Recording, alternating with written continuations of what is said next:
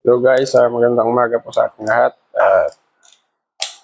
Tuturo ko po pala sa inyo kung paano natin i-check yung good or bad na resistance ng ganitong klaseng motor, water pump motor.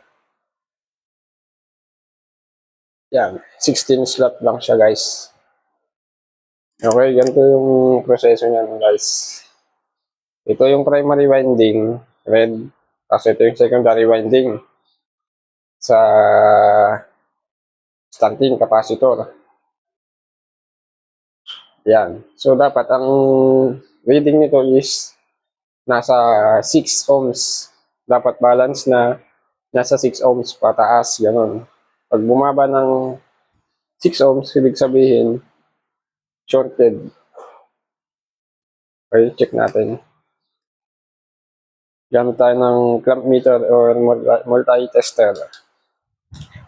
Select natin sa continuity. Yan. Dikita yung tester.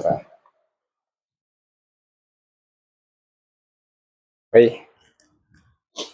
So yung isang test pen natin, test probe, dapat dito tayo sa common. Ito yung common natin, dalawang magkasama. Tapos, tap natin sa secondary, primary. Ayan, shorted yan, 4.6. Tapos itong isa, 6, 6.5, 6.7. Dapat ganyan ang reading niya parehas. Ibig sabihin, shorted ang kanyang primary winding. Yan o. Tignan natin kung naka-zero yung ating multi-tester. Okay, may point siya. Off muna natin, then on, continuity.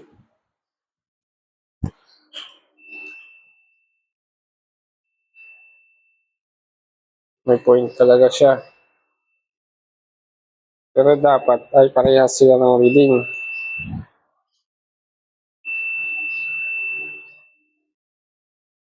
Ayan o, 1.6, 1.7. Tapos yung secondary, nasa 6.7. Dapat ganyan yung kanyang reading. Parehas dapat sila ng 6. Ibig sabihin yan, shorted, maaaring may nagdikit na hibla ng wire, magnetic wire, o kaya kulang sa turns. Ang mangyayari, pagka tinap natin ito sa kuryente, pag nakatap sa overload, mag-trip lang yung overload. Pag tinaasan mo ng settings, ng current, maaaring masunog ito. So, dapat balance. Ito nga pala ay single phase motor. 16 slots. Alright, yun lang guys. Salamat.